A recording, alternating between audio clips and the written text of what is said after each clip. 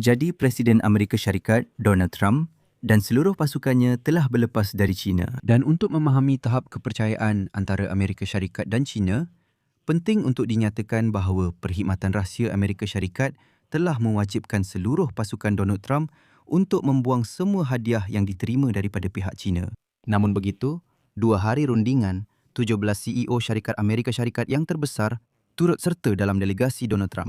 Namun begitu, beberapa perjanjian perdagangan tetap dimeterai dan terdapat kenyataan bersama Donald Trump dan Xi Jinping mengenai perang dengan Iran, tentang Ukraine dan juga Taiwan. Walaupun begitu, ada juga berita pelik.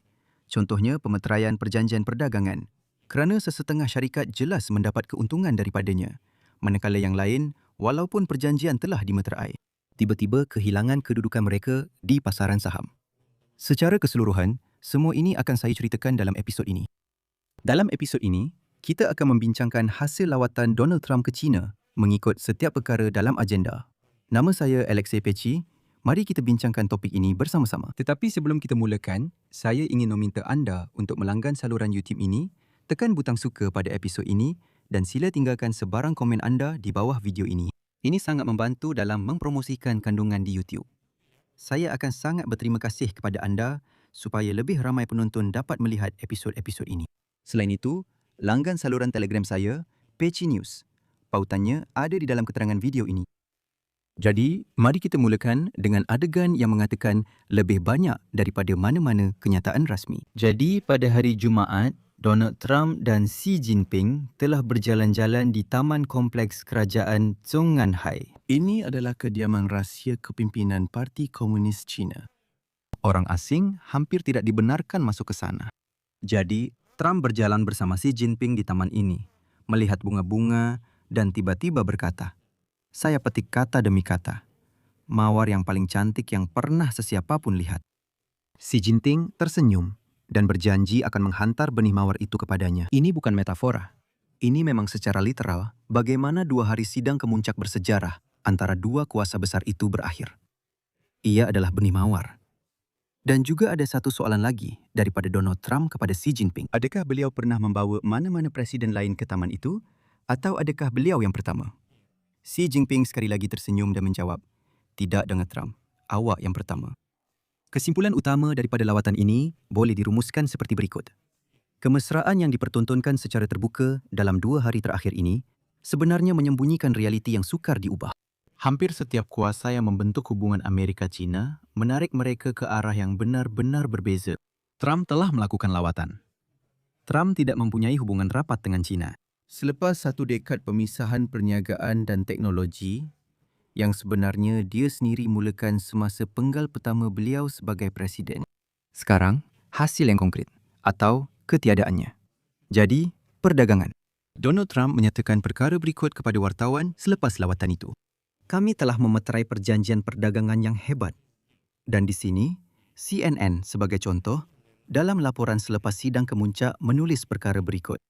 Presiden Amerika Syarikat Donald Trump telah berlepas dari Beijing tanpa sebarang tanda segera bahawa Amerika Syarikat dan China telah menyelesaikan isu-isu utama yang meracuni hubungan yang tidak stabil. Jadi, apa sebenarnya yang berlaku di sini? China telah bersetuju untuk membeli sebanyak 200 pesawat Boeing. Ya, 200 pesawat Boeing. Nampaknya satu kemenangan. Bayangkan, 200 pesawat memang satu perjanjian yang sangat besar. Tetapi ada satu perkara penting di sini. Kerana pasaran menjangkakan bukan 200, tetapi 500 pesawat. Angka-angka inilah yang dibincangkan semasa persiapan sidang kemuncak Donald Trump dan Xi Jinping. Tetapi orang Amerika hanya mendapat kontrak untuk 200 pesawat, bukannya 500. Dan tiba-tiba, selepas kenyataan ini, saham syarikat Boeing bukannya naik, malah jatuh sebanyak 4%. Itulah hasil daripada urus niaga yang kelihatan terbesar ini. Hasil kedua yang konkret ialah kad grafik. Amerika Syarikat bersetuju untuk membekalkan kad grafik Nvidia berkuasa tinggi kepada China. Ini adalah jawapan langsung kepada sekatan ekspor semikonduktor ke China yang telah berlarutan selama bertahun-tahun. Jensen Huang, iaitu CEO syarikat Nvidia, bukan secara kebetulan berada dalam delegasi bersama Trump. Ini adalah kemenangan peribadinya yang konkret dan boleh diukur. Tetapi pada masa yang sama, Wakil Perdagangan Amerika Serikat, James Engrer, hanya berkata, Petikan, Amerika Serikat menjangkakan China akan meningkatkan pembeliannya tanpa sebarang angka atau tarikh. Akhirnya, kedua-dua pendirian ini sangat berbeza. Trump menekankan kepada hasil yang cepat dan perjanjian yang konkret, manakala Xi Jinping bercakap tentang penstabilan hubungan jangka panjang. Ini adalah perbezaan klasik antara dua orang yang sebenarnya bercakap tentang perkara yang berbeza tetapi menyebutnya dengan satu perkataan iaitu rundingan. Tetapi matlamat setiap orang adalah sangat berbeza. Trump mahu mengumumkan kemenangan sebelum pilihan raya Kongres pada bulan November. Xi Jinping hanya mahu mengukuhkan kedudukan China sebagai platform rundingan utama dan menjemput Vladimir Putin ke negaranya 5 hari kemudian. Itu sebenarnya telah pun dilakukan oleh Xi Jinping. 5 hari berlalu dan Putin akan berada bersama Xi Jinping untuk mendengar serta menerima arahan tertentu. Sebenarnya, Xi Jinping menyatakan bahawa Amerika Syarikat sedang merosot dan Donald Trump sudah cepat-cepat cuba memperkecilkan perkara itu dengan menyatakan bahawa Xi Jinping sebenarnya tidak bercakap secara umum tentang kejatuhan Amerika Syarikat secara terus terang di hadapan Presiden Amerika Syarikat, tetapi kononnya merujuk kepada Joe Biden. Kononnya, Xi Jinping berkata bahawa Amerika berada dalam keadaan merosot semasa Joe Biden, tetapi semasa Trump, negara itu berkembang maju. Di sini saya akan jelaskan apa yang dimaksudkan. Sebenarnya pada awal pertemuan, Xi Jinping memberitahu Trump bahawa kononnya kita berada dalam situasi yang sangat berbahaya. Apabila sebuah negara yang sedang layu, merosot, berada dalam kemerosotan, dan sebuah negara yang baru mula berkembang dan makmur, dan ini adalah dua kuasa besar, maka sentiasa ada risiko bahawa mereka akan bertembung. Kononnya mereka pasti akan bertembung dalam konflik ketenteraan. Kerana satu mahu berkembang, manakala satu lagi tidak dapat menerima hakikat bahawa ia sedang merosot. Dia cakap terus terang kepada Trump. Dan kemudian Trump berkata, tidak, kamu salah faham. Dia maksudkan Joe Biden, bukan saya. Tidak, jangan salah sangka. Kita teruskan. Iran. Iran juga dibincangkan, mereka bersetuju bahawa Selat Hormuz mesti kekal terbuka. Ini adalah satu-satunya kenyataan bersama secara terbuka mengenai Iran. Tiada komitmen khusus daripada China untuk memberi tekanan kepada Tehran. Washington menekankan persamaan pandangan mengenai keperluan untuk penstabilan tetapi mengakui bahawa tiada langkah konkret yang telah dipersetujui. Donald Trump berkata kepada wartawan seperti berikut, petikan. Ya, kami telah membincangkannya. Ini adalah konflik yang penyelesaiannya kami ingin lihat. Itu sahaja. Maksudnya, kami ingin melihatnya. Itu sebenarnya tidak sama dengan bersetuju untuk melakukannya. Ukraine juga merupakan satu lagi perkara khusus dalam rundingan. Anehnya, Trump mengesahkan bahawa isu perang oleh orang Rusia yang liar dan tidak bertamadun terhadap Ukraine memang dibangkitkan di Beijing semasa sidang kemuncak itu. Seterusnya petikan. Ya, kami membincangkannya. Ini adalah konflik yang penyelesaiannya kami ingin lihat. Seperti yang anda lihat, sekali lagi ingin lihat. Hakikatnya sama saja. Dan kedua-dua pihak mahu perang itu berakhir, kata Trump. Manakala Senator Lindsey Graham pula berkata bahawa Xi Jinping boleh menamatkan perang di Ukraine dengan satu panggilan telefon sahaja. Sudah jelas ke mana.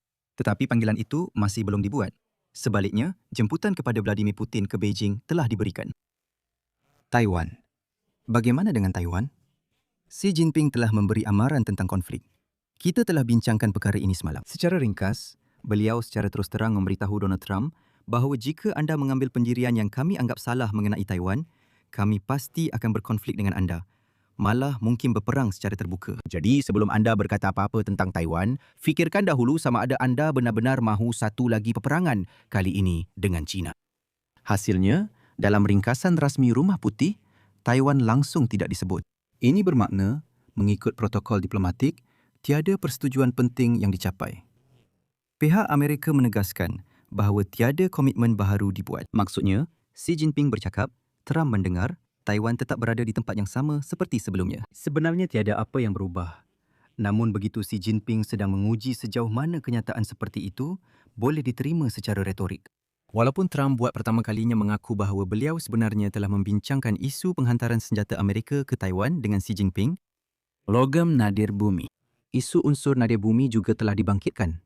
Tetapi seperti yang dinyatakan di Rumah Putih, petikan, kedua-dua pihak tidak mengumumkan lanjutan perjanjian. Perjanjian apa? Saya ingin mengingatkan, dalam kerangka gencatan perang perdagangan pada musim luruh 2025, China telah mengambil tanggungjawab untuk tidak mengahadkan bekalan logam nadir bumi. Tempoh gencatan senjata ini berakhir pada penghujung tahun 2026.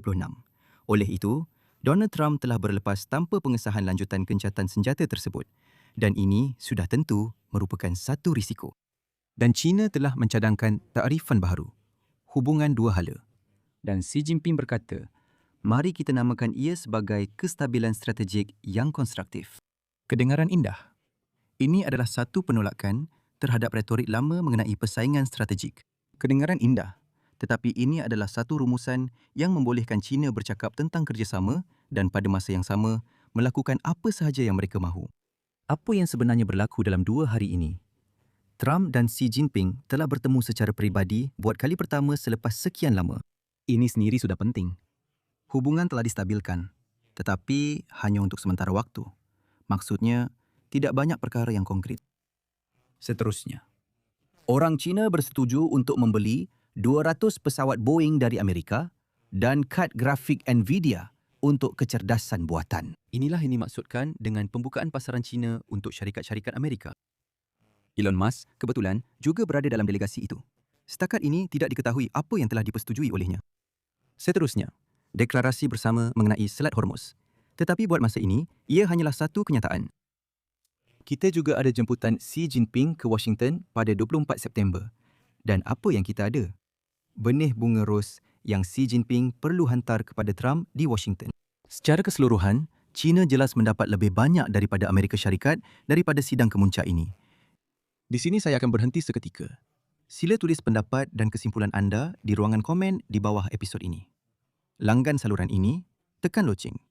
Dan jangan lupa untuk tekan butang suka jika anda mahu. Sokong kerja saluran YouTube ini, anda boleh melakukannya secara keuangan melalui sebarang derma atau langganan penaja berbayar. Melalui pautan dan maklumat yang terdapat dalam keterangan video ini. Itu sahaja. Jaga diri anda.